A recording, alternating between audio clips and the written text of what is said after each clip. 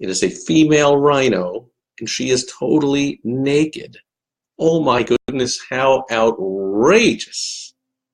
Now, of course, I jest, because it is no longer outrageous to see nudity in the year 2017, but about 60-something years ago, back in the 50s, when society was much more prurient and stuck up and all of that, Hugh Hefner quit his job at Esquire magazine, then the leading men's magazine of the day, and he said, I can do this on my own, and I can do it better. So it is the classic entrepreneur story. Someone working a job has the capacity to do that job, is good at the doing part, but says, I don't want to work for anybody else. His boss is no good. Supposedly, as the story goes, Hugh Hefner asked for like a $5 an hour raise and got turned down. And so he said, I'm out of here. And a couple of years later, he said, I'm going to do it myself. Maybe he was looking for work all that time and realizing he, like every other entrepreneur, is unemployable. And so whatever was happening during those couple of years, after he left Esquire, he decided, it was about a year and a half, he decided to start his own men's magazine. And he needed money to do it. There was no internet back then. You couldn't do the completely wrong thing by publishing online e-zines only. You had to do the smart thing, was sort of publish in print as well. And so he needed money to do that. And as the story goes, he borrowed money from everybody he ever met. All his friends, all his family, his mom,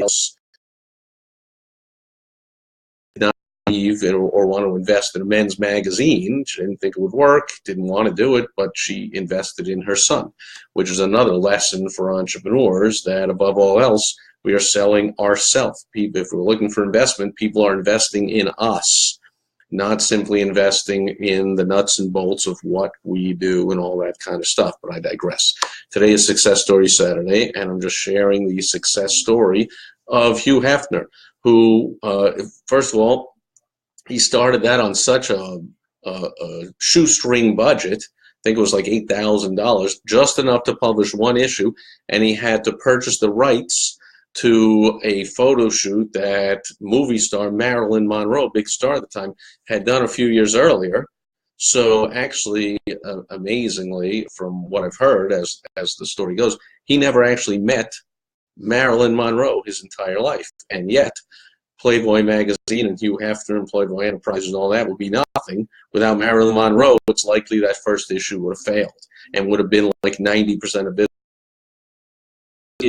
I'm good at doing it, think it'll work, but they don't go out on a limb and take a big chance, take a big risk. That's what entrepreneurs do. And he put Marilyn Monroe naked on the cover of a magazine, and the rest is history. It was so successful.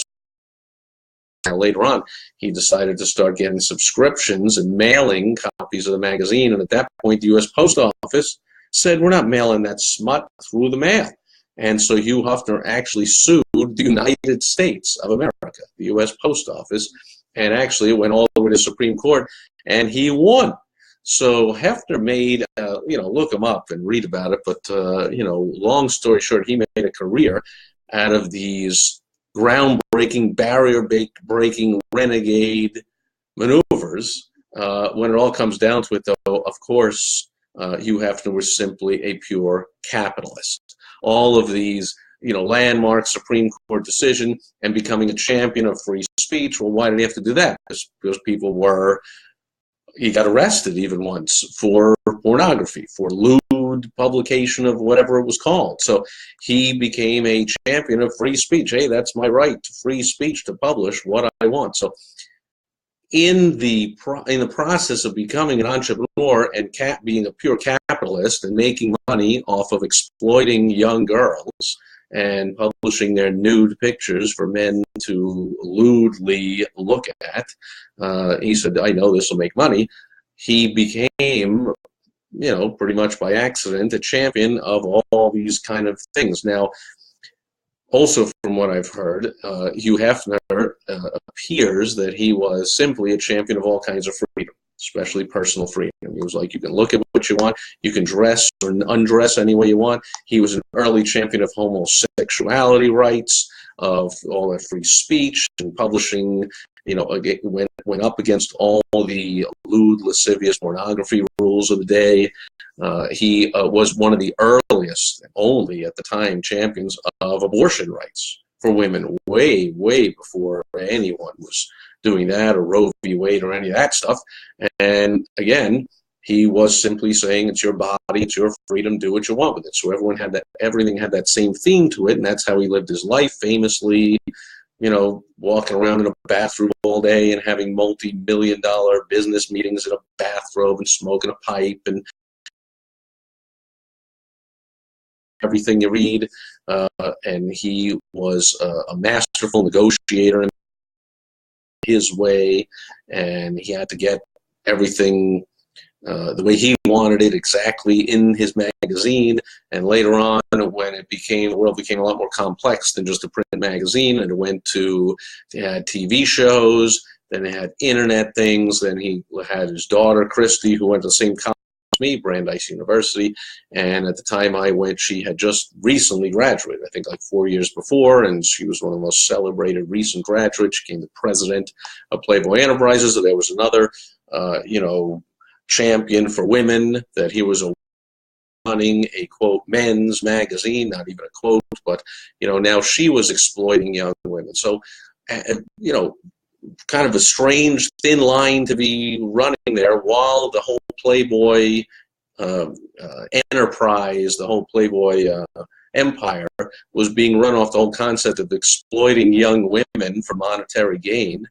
At the same time, and maybe because it's smart PR, they were championing all these women's causes, including he appointed his daughter to run the whole company. Now, later on, Playboy kind of, went into the tubes, and Hefner was in all kinds of financial trouble later on because the internet came along, and you no longer had to wait just once a month to get like 10 pictures of nude women. You can get a million of them a second coming across the internet. So real tough to make a switch, but that being said, that's later on. Early on, just an amazing success story of a man that just said, I'm going to live my life any way I want, and I'm going to be a champion of everyone else living their life any way they want. He was famous for helping Lenny Bruce, who also, he was a lewd, lascivious comedian back in the 50s and 60s, who was also arrested for lewd language in his act, and Hefner came to his defense and helped him to overcome that and fight it. And so he was a champion of all these freedom causes, but in reality, it was all just part of what else you're going to do. He's running a magazine that has to, that can only survive if there is that kind of freedom, and overcoming all of the establishment kind of pushing him down with all the current rules and regulations. He had to burst through all of that. So for that, mega successful entrepreneur Hugh Hefner, no matter what you think of his exploitation.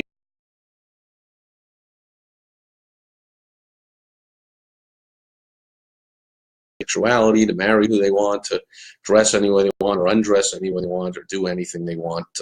He broke all kinds of barriers, but it was all really all about making money. Now, later on in his life, he also realized it's smart to give some money away, and so he's known also as a philanthropist. But again, pure entrepreneur, pure money maker, and you can pretty much bet, no matter what you hear or see, I'm sure he wouldn't say, I don't think he would say otherwise and admit it, although many entrepreneurs do.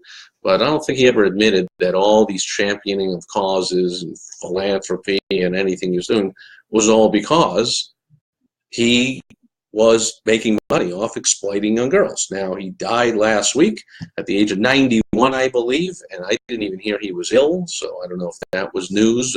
I just kind of pictured that, man, Hugh Hefner would be hanging out and dating, 20-year-old girls like forever. But that era has ended. I know the Playboy Enterprise, I'm sure it still exists, but I know there were stories recently in the last few years of him putting the iconic Playboy mansion up for sale, and he couldn't find a buyer. And I don't know, I did get into all that kind of stuff, but probably, not in its form, and certainly not the leader in society in a way that Playboy magazine, the whole Playboy world, Playboy clubs Playboy magazine, Playboy TV shows. I mean, it was just an amazing empire, all thanks to the vision of an entrepreneur, Hugh Hefner, who one day said, I'm quitting my job at the world's leading men's magazine, and I'm going to start my own. Hopefully that inspires you, not exactly to do the same thing, of course, but to do whatever that is in your world, to go for it and say, I'm going to change the world, and I'm going to be the biggest, and I'm going to do my thing regardless of all the forces that would come against me. For that, you have a great role model in Hugh M. Hefner, known as the Hef. And that's it for Success Story Saturday. Hey, Lee Werner's here. Greg Bowen is here. Thanks for being here. I'll be back tomorrow just to check in, as always, on Sunday Funday, where I need to start. I guess I'll start tomorrow to figure out what I'm going to do on a Sunday when I am absolutely not going to be watching spoiled, rotten, multi-billionaire kids play football. For so I can't even believe I did that for a while now. But as long as the players and the owners and the coaches of that league decide that they not only want to hurt their own cause, but they want to disrespect.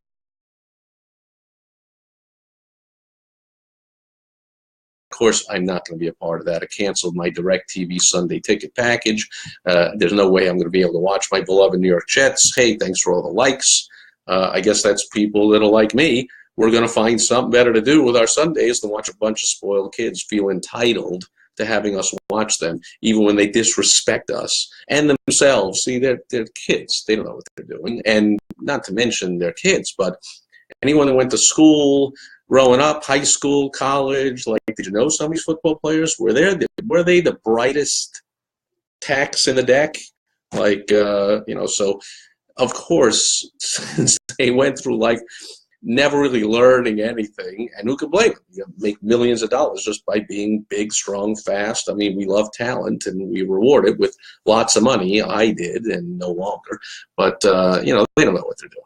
So they're making a huge, whopping mistake. They're caught between a rock and a hard place. They don't even know what to do. But until the NFL solves this problem and enforces basically their own rule that says, come on now, have some self-respect, for crying out loud, and respect the country, for crying out loud. Until the NFL resources that. They seem to enforce every other rule, don't they? Like, you can't wear this, and you can't do this, and you can't say that, and you can't whatever. But this rule, respect your fans, respect your customers, respect yourself, respect your country. For some reason, oh, we can't enforce that rule. So the whole thing is a whole craziness. So Gary is here. Thanks again for all those likes and faces and stars and whatever the hell is going across the screen.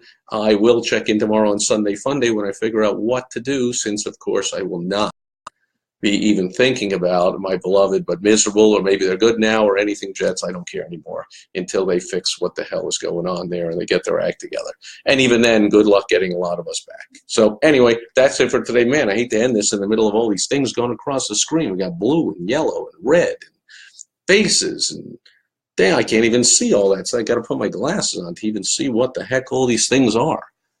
I don't even know what they all are. Things are bursting all across the screen, and faces are coming across, and oh, a thumbs up is coming. Hey, thank you. Whoever's doing all that, thank you. And I guess, should we just sit here all night? Because how am I going to, it's like when the applause is going on at the end of a play, and they act like, we close the curtain, but of course they open the curtain again and come out again. So I will come out again, and I will bring my female naked young rhino, signifying Hugh Hefner, of course, exploiting the naked young female humans to make his multiple millions of dollars. And things have fallen all over.